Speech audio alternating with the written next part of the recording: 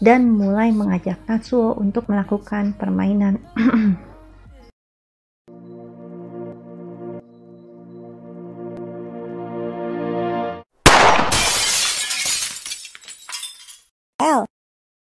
Halo teman-teman yang saya cintai tapi nggak mencintai saya. Jumpa lagi dengan saya El di Curhatan El. Teman-teman, kembali lagi ke alur cerita kesayangan kita semua. Teman-teman, alur cerita yang kali ini bercerita tentang seorang pria yang tiba-tiba diberi satu pengalaman yang menarik dan sangat indah oleh seorang wanita. Pria ini memang sedikit kesepian karena ia sudah ditinggal oleh mamahnya sewaktu masih kecil. Tidak salah lagi, anime ini berjudul Domestic Nakanojo. Anime ini bercerita tentang seorang cowok bernama Natsuo. Natsuo itu saat ini sedang galau, teman-teman. Ia sedang bingung karena tiba-tiba ia diajak bermain bersama seorang gadis cantik yang bernama Rui. Itu memang pengalaman pertamanya. Ia kemudian bercerita kegalauannya kepada Fumiya. Jadi begini ceritanya. Pada waktu itu, sepulang sekolah, Natsuo dan yang lainnya sedang ketemuan dengan para ciwi cantik. Natsuo ngobrol dengan salah satu ciwi yang pendiam di sana. Ciwi itu tentulah bernama Rui tadi. Natsuo bercerita bahwa ia dulunya juga seorang yang pendiam, namun teman-teman di SMA-nya mengajarkan cara bergaul. Secara tiba-tiba, Rui mengajak Natsuo untuk bermain ke rumahnya. Dan setibanya di rumah Rui, tanpa basa-basi lagi, ia langsung melepasnya dan langsung mengajak Natsuo untuk meskipun sempat menolak karena Natsuo kini sedang menyukai seseorang, namun Rui memintanya untuk memberinya sedikit arahan dan pengalaman karena ia ingin dianggap pro oleh teman-temannya. Dan akhirnya mereka pun melakukannya. Pada keesokan harinya, Natsuo yang berada di atap sekolah, ia dikagetkan dengan kehadiran gurunya yang bernama Hina. Hina mempertanyakan soal novel yang sedang dikerjakan Natsuo. Namun ternyata novel itu belum selesai dibuat. Lalu setelah pulang sekolah, ayah Natsuo bercerita bahwa ia ingin menikah lagi.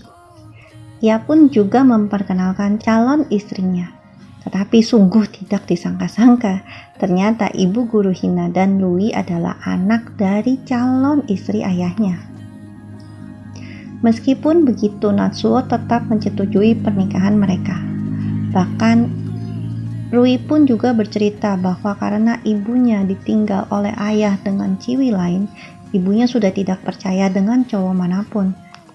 Namun semuanya berubah sejak ia mengenal Pak Fuji, ayah dari Natsuo. Keesokan harinya ada murid pindahan di kelas sebelah. Ternyata dia adalah Rui. Natsuo dan Rui terlihat sangat akrab, sehingga temannya pun sangat penasaran dengan hubungan mereka. Namun pada jam istirahat sekolah, Natsuo menghampiri Rui di kelas. Ia heran, bukannya tadi banyak yang mau berteman denganmu. Kenapa sekarang sendirian? Ternyata karena cara bicara Rui yang dianggap terlalu jutek, makanya tidak ada yang mau mendekatinya. Setelah itu Natsuo mencoba untuk melatih Rui agar ia tidak terlalu jutek dengan lawan bicaranya. Meskipun sikap Rui tetap tak bisa dirubah, namun teman sekelasnya malah terhibur dan mau berteman dengan Rui. Dan pada keesokan paginya, ayah Natsuo dan ibu Rui hendak pergi untuk mendaftarkan pernikahan mereka. Kemungkinan mereka berdua akan pulang larut malam. Dengan begitu, Rui dan ibu guru Hina akan mengurus makan malam. Namun pada malam harinya, Natsuo yang penasaran dengan hubungan ibu guru Hina dan kekasihnya, ia pun menanyakan langsung kepada Hina. Namun Hina tak ingin membahas tentang masalah itu. Setelah itu telepon berdering. Ternyata panggilan itu dari kekasih Hina. Lalu Hina pun pergi dan menemui kekasihnya. Tak lama setelah itu, Hina kembali pulang dengan wajah sedih. Natsuo mencoba bertanya pada Hina apa yang sedang terjadi. Namun Hina masih belum mau untuk cerita. Keesokan harinya setelah pulang sekolah, Natsuo mampir ke sebuah kafe tempat Fumiya bekerja. Natsuo bercerita kepada Fumiya tentang kejadian yang menimpa ibu guru Hina. Dan kebetulan sekali cerita itu mirip dengan pelanggannya kemarin. Fumiya bilang bahwa sang ciwi mempertanyakan hubungan dengan kekasihnya.